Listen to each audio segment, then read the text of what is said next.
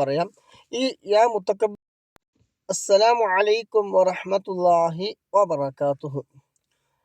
പലപ്പോഴും പല ആളുകളും പറയുന്ന ഒരു സംഭവമാണ് പേക്കിനാവുകൾ കണ്ട്, അതായത് മോശമായ സ്വപ്നങ്ങളൊക്കെ കണ്ടിട്ട് ഉറങ്ങുന്ന ഇടയിൽ കൂടെ പെട്ടെന്ന് ഞെട്ടി ഉണരുക.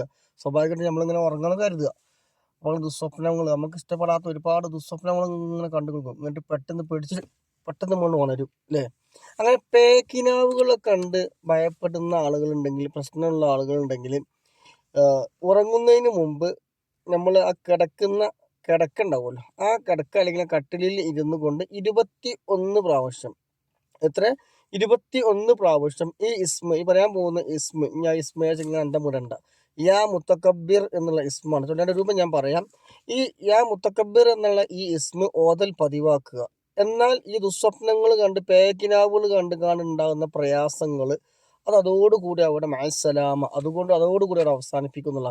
അപ്പൊ ഏതെന്ന് വെച്ചാൽ ബിസ്മില്ലാഹിർ റഹ്മാനിർ റഹീം അൽഹംദുലില്ലാഹ് അല്ലാഹുമ്മ സ്വല്ലി അലാ സയ്യിദിനാ മുഹമ്മദിൻ വഅലാ ആലിഹി വസഹ്ബിഹി വസല്ലിം എന്നത് ഓരോ തവണ ചൊല്ലിയതിന് ശേഷം യാ മുത്തക്കബ്ബിറു യാ അല്ലാഹ് എന്നത് 21 പ്രാവശ്യം ആ കിടക്കയിൽ അല്ലെങ്കിൽ ആ കട്ടിലിൽ ഇരുന്നു കൊണ്ട് ദിവസം ചൊല്ലൽ പതിവാക്കിയാൽ ഈ ഉറക്കത്തിനിടയിലുള്ള ഞെട്ടി ഉണരലുകളൊക്കെ സമാധാനം കിട്ടും. പേക്കിനാവുകളിലൊക്കെ കാണാതിരിക്കാനുള്ള ഒരു വഴിയാണ്.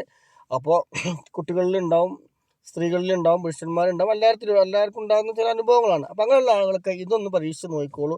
അല്ലാഹു സുബ്ഹാനഹു വ ഇസ്മിന്റെ ബറക്കത്ത് കൊണ്ട് അങ്ങനെയുള്ള ദുസ്വപ്നങ്ങളൊന്നും കാണാതെ ഹബീബായ മുത്തുനബി സല്ലല്ലാഹു അലൈഹി വസല്ലമ തങ്ങളുടെ സ്വപ്നത്തിൽ കാണാനുള്ള ഭാഗ്യം നമുക്ക് നൽകുമാറാകട്ടെ.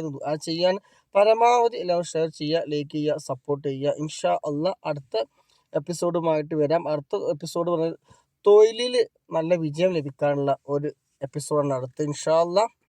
അസ്സലാമു അലൈക്കും വറഹ്മത്തുള്ളാഹി വബറകാതുഹു.